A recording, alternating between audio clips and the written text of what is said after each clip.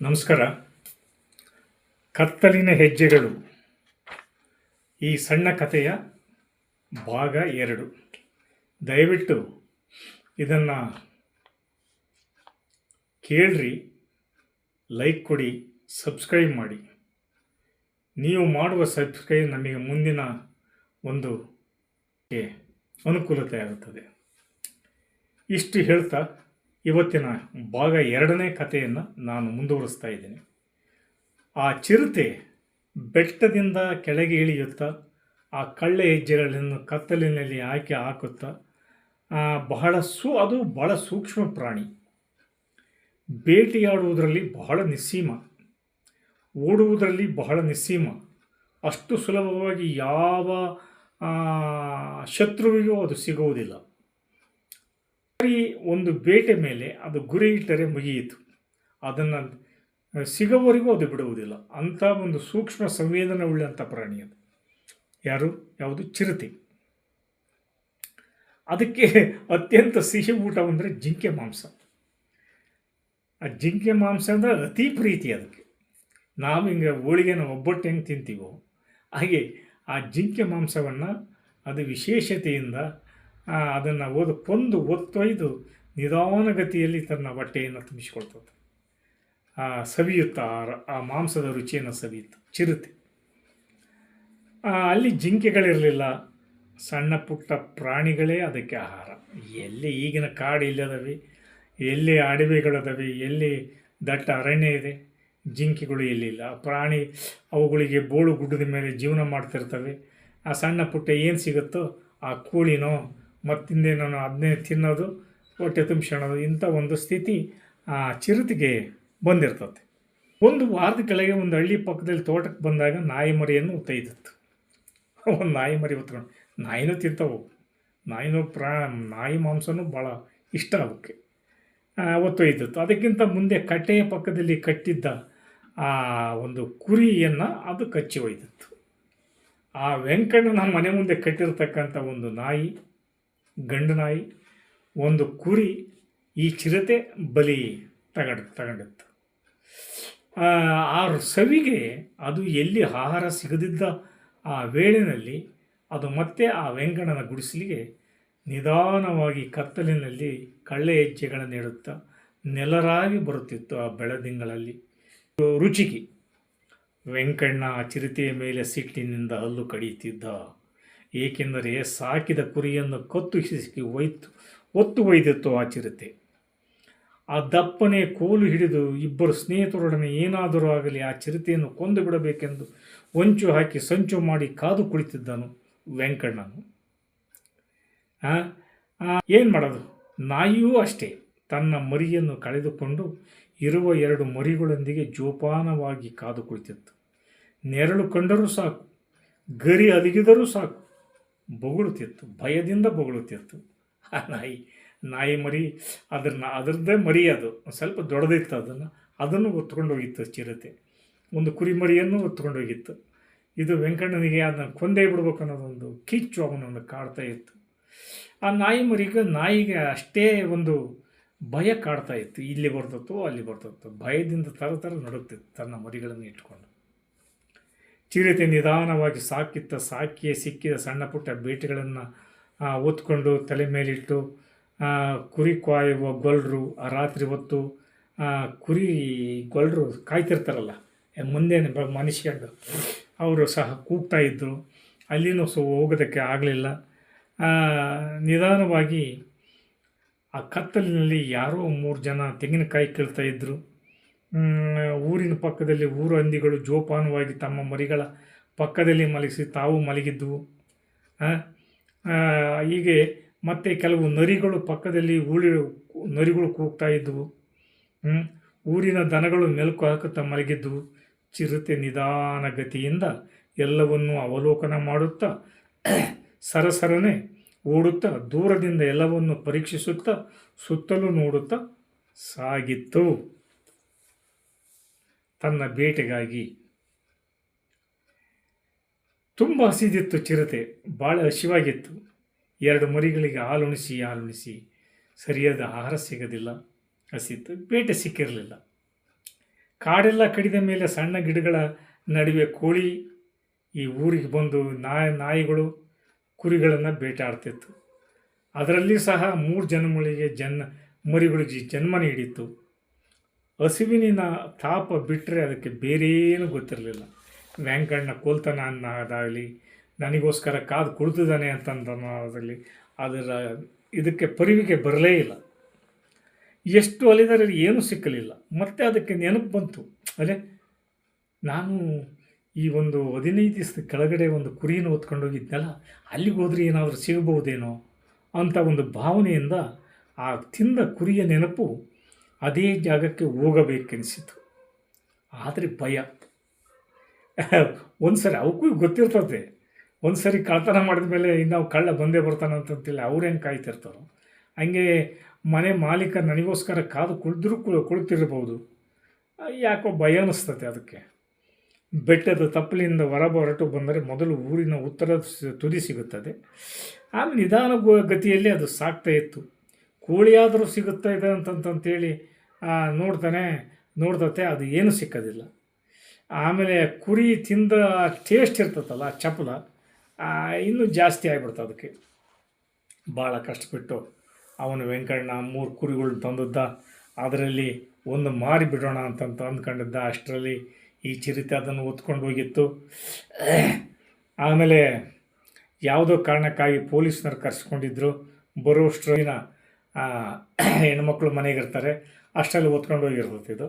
ಇವಾಗ ಬಂದು ಹೆಣ್ತಿನ ಹಿಗ್ಗಾಮುಗ್ಗು ಹೊಡಿತಾನೆ, ಯಾಕೆ ನೀನು ಬಲಿ ಕೊಟ್ಟು ಏನಾದರೂ ಬೆದರಿಸ್ಬೇಕಾಯ್ತು, ಹೆಂಗೆ ಹೆಣ್ಮಕ್ಳು ಬೆದರಿಸ್ತಾರೆ ಚಿರತೆನ. ಇಲ್ಲ ರೀ, ನನಗೂ ಭಯ ಅನಿಸ್ಬಿಡ್ತು, ಹೊತ್ಕೊಂಡು ಹೋಗ್ಬಿಡ್ತು ಅಂತ ಹೇಳ್ತಾನೆ. ಆದರೂ ಮತ್ತೆ ಇನ್ನೇನು ಮಾಡ್ತೀಯ, ಕರ್ಕೊಂಬಂದಿರ್ತಾನೆ ಪ್ರೀತಿಯಿಂದ, ಸಮಾಧಾನ ಮಾಡಿಕೊಂಡು ಅದನ್ನು ಮರೆಯೋಕ್ಕೆ ಪ್ರಯತ್ನ ಮಾಡಿರ್ತಾನೆ. ಆ ಸೇಡು ಅವನಿಗೆ ಬಿಟ್ಟಿರೋದಿಲ್ಲ. ಬರಲಿ ಬಡ್ಡಿ ಮಗಂದು ಇವತ್ತು ಅದು ಹೆಂಗೆ ಬರ್ತದೆ ಬರಲಿ. ಅದನ್ನು ಕಂಡಿಲ್ಲ ಅನಿಸ್ಬಿಡ್ತೀನಿ ನಾನು, ಅದನ್ನ ಕಂಡಿಲ್ಲ ಅನಿಸ್ಬಿಡ್ತೇನೆ. ಒಂದಲ್ಲ ಒಂದು ಸರಿ ಬರ್ತತೆ, ಸಿಗಲಿ, ಮಾಡ್ತೀನಿ ಅದಕ್ಕೆ. ಇವತ್ತು ಬರಲಿ ಬಡ್ಡಿ ಮಗಂದು ಅಂತಂತೇಳಿ ಅಲ್ಲು ಮಸೀತ ಕುಂತಿರ್ತಾನೆ. ಆದರೆ ಕಡ್ದು ಬಿಡ್ತೀನಿ, ಅಷ್ಟು ಸುಲಭ ಬಿಡೋದಿಲ್ಲ. ವೆಂಕಣ್ಣ ಶಬ್ದ ಮಾಡಿದ್ದ ಅದನ್ನ ಕೊಂದೇ ತೀರ್ಬೇಕು ಅಂತಂತೇಳಿ. ಆ ಸೇಡಿನಿಂದ ಕೂತಿದ್ದ ಅವನ ಕೈಯಲ್ಲಿದ್ದ ಗಂಡುಗುಡ್ಲಿ ಮೀಸೆ ಕೆಂಪು ದೀಪದ ಬೆಳಕಿನಲ್ಲಿ ರಕ್ತದಂತೆ ಹೊಳೆಯುತ್ತಿತ್ತು. ತನ್ನ ಪ್ರತೀಕಾರವನ್ನು ಬಯಸಿ ನಿರ್ಧರಿಸಿ ಕೂತಿದ್ದ ಅವನು. ಅಷ್ಟು ಸುಲಭವಾಗಿ ಅದನ್ನು ಬಿಡಬಾರ್ದು ಅಂತಂತೇಳಿ. ಮೊದಲೇ ಚಿರತೆ ಸೂಕ್ಷ್ಮ ಪ್ರಾಣಿ, ಬೇಟೆಯಲ್ಲಿ ನಿಸ್ಸೀಮ, ಓಡುವುದರಲ್ಲೂ ಅಷ್ಟೇ ನಿಸ್ಸೀಮ. ಅದರ ಚಾಕಚಕ್ಯತೆಯನ್ನು ನೋಡಿದರೆ ಮೈ ಜುಮ್ಮೆನಿಸುತ್ತದೆ. ಆ ಚಿರತೆದು ಅಷ್ಟು ಫಾಸ್ಟಾಗಿರ್ತದೆ ಆ ಪ್ರಾಣಿ, ಅಷ್ಟು ಸೂಕ್ಷ್ಮ ಪ್ರಾಣಿ. ಬೇಟೆಯಾಡಿದ ಪ್ರಾಣಿಯ ದೇಹವನ್ನು ಬಾಯಲ್ಲಿ ಕಚ್ಚಿ ಮರಕ್ಕೆ ಜಿಗಿಯಿತೆಂದರೆ ಮುಗಿಯಿತು. ಯಾವ ಬೇರೆ ಪ್ರಾಣಿಗಳು ಸಿಗಲ್ಲ. ಆ ಕೆಲವೊಂದು ಕಾಡು ನಾಯಿಗಳು ಸಿಗ್ತವೆ, ಅದು ಎದರದೇ ಇಲ್ಲ, ಅವು ಬಾಯಿಗಳದ್ದು ಕಸ್ಕೊಂಡು ಹೋಗಿಬಿಡ್ತಾವೆ, ಚಿರತೆ ಬಾಯಿಗಳದ್ದು. ಆ ಭಯದಿಂದ ಮರದ ಮೇಲೆ ಹೋಗಿ ತಿಂತಿರ್ತದೆ ಅದು. ಹಸಿ ಮಾಂಸವನ್ನು ಚಪ್ಪರಿಸುತ್ತಾ ತಿನ್ನುತ್ತದೆ ಮರದ ಮೇಲೆ ಹೊತ್ಕೊಂಡೋಗಿ. ಗಾಳಿ ಸೋಕಿದರೆ ಸಾಕು ಅದರ ಕಿವಿ ನಿಮಿರುತ್ತದೆ. ಅಂಥ ಪ್ರಾಣಿ ವೆಂಕಣ್ಣನಿಗೆ ಬಲಿಯಾಗುತ್ತದೆ ಎಂದರೆ ಎಷ್ಟು ಆಶ್ಚರ್ಯ. ಆಶ್ಚರ್ಯ ಅಲ್ವೇ? ರಾತ್ರಿ ಸಮಯ, 2 ಚಂದ್ರ ಆಕಾಶದಲ್ಲಿ ಮತ್ತೇರಿದ ಮನ್ಮಥನಂತೆ ಬೆಳಗುತ್ತಿದ್ದ. ಬೆಟ್ಟಗಳ ತನ್ನ ಮಡಿಲಲ್ಲಿ ಜೀವರಾಶಿಗಳು ಗಿಡಮರಗಳ ಹಿಂಡನ್ನು ತಬ್ಬಿ ನಿರಾತಂಕವಾಗಿ ನಿದ್ರಿಸುತ್ತಿದ್ದವು.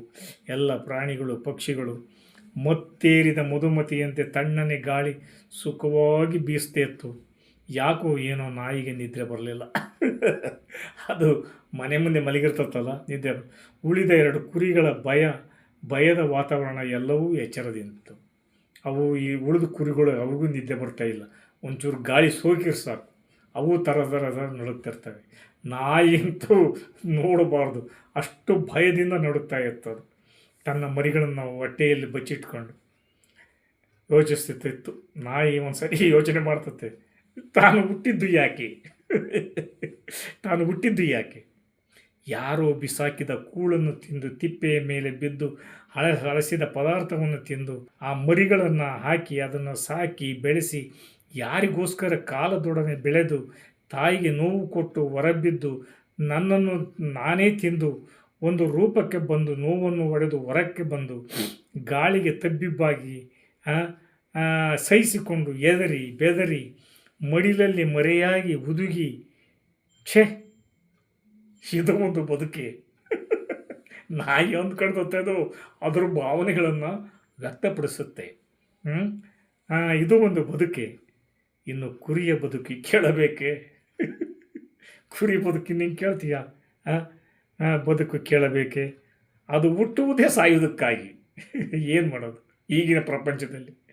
ಅದಕ್ಕೆ ಬೆಲೆನೇ ಇಲ್ಲ, ಪ್ರಾಣಕ್ಕೆ ಬೆಲೆನೇ ಇಲ್ಲ.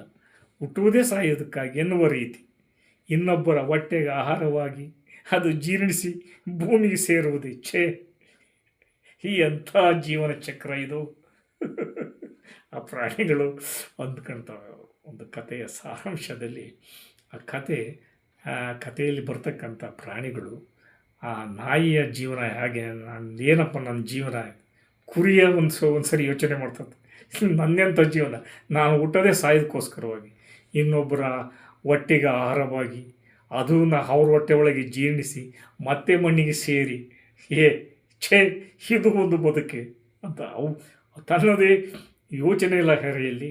ಅದ್ರ ಪಾಡಿಗೆ ಅದು ಯೋಚನೆ ಮಾಡ್ತತೆ, ನಾಯಿ ಪಾಡಿಗೆ ನಾಯಿ ಯೋಚನೆ ಮಾಡ್ತತೆ. ಈ ನಾಯಿ ಆ ಕುರಿ ವೇದ ಕೇಳಿಲ್ಲ, ಗ್ರಂಥಗಳನ್ನು ಓದಿಲ್ಲ, ಎಂತಹ ಪ್ರಶ್ನೆಗಳ ಹಾಕೊಳ್ಳೋದು ಗೊತ್ತಿಲ್ಲ. ಆದರೆ ಆ ಹೊತ್ತು ಆ ಮರಿಗಳನ್ನು ತನ್ನ ಮಡಿಲಲ್ಲಿ ತುಂಬಿಕೊಂಡು ನಿರಾಕಾರನಾದ ಆ ದೇವರ ಮುಂದೆ ತಲೆಯಲ್ಲಿ 100 ಪ್ರಶ್ನೆಗಳು ತುಂಬಿ ಧಿಕ್ಕಾರ ತೋರಿ ಮಲಗಿಕೊಂಡಿದ್ದವು. ಅವು ಬೇಜಾರಾಗಿಬಿಡುತ್ತೆ ಅವಕ್ಕೆ. ಅಷ್ಟರಲ್ಲಿ ಅದು ಬೆಚ್ಚಿ ಬಿತ್ತು. ಎಂಥ ಸೂಕ್ಷ್ಮ ಗ್ರಹಿಕೆ ಯಾವುದು? ನಾಯಿ. ಅದಕ್ಕೆ ಗೊತ್ತಾಗ್ಬಿಡ್ತು. ಆ ಸೂಕ್ಷ್ಮ ಗ್ರಹಿಕೆ ಆ ನಾಯಿಗಳಿಗೆಲ್ಲ ಗೊತ್ತಾಗುತ್ತಂತೆ. ಆ ಚಿರತೆಯ ಒಂದು ಬಂದ ಆ ಸೂಕ್ಷ್ಮತೆ, ಗಾಳಿಯಲ್ಲೋ ಅಥವಾ ಒಂದು ಸೂಕ್ಷ್ಮ ಗ್ರಹಿಕೆ ಅದು ಗ್ರಹಿಸ್ಬಿಡ್ತದೆ. ಎಲ್ಲೋ ಸಣ್ಣ ಸದ್ದು, ಮೆಲ್ಲನೆ ಸಪ್ಪಳ, ಸಾವಿಗೆ ಕೊಟ್ಟ ಕರೆ. ಅದೇನೆ ಸಾವಿಗೆ ಕೊಟ್ಟ ಕರೆ. ಅದು ಅಂದ್ಕೊಂತತಿ ಇದು ನಾನು ಕೊನೆ ಉಸಿರೇ. ಅಷ್ಟು ಭಯ ಆವರಿಸ್ಬಿಡ್ತದೆ ಅದಕ್ಕೆ. 100% ಗೊತ್ತಾಗ್ಬಿಡ್ತದೆ ಇನ್ನು ಚಿರತೆ ಬರ್ತಾ ಇದೆ ಅಂತಂತಂದು. ನನ್ನ ಬದುಕಿಗೆ ಉತ್ತರ ಸಾವೇನೆ, ನನ್ನ ಸಾವೇನ ನಿಗತಿನೇ. ನಾಯಿಯ ಉಸಿರು ತಟ್ಟನೆ ನಿಂತಂತಾಯಿತು.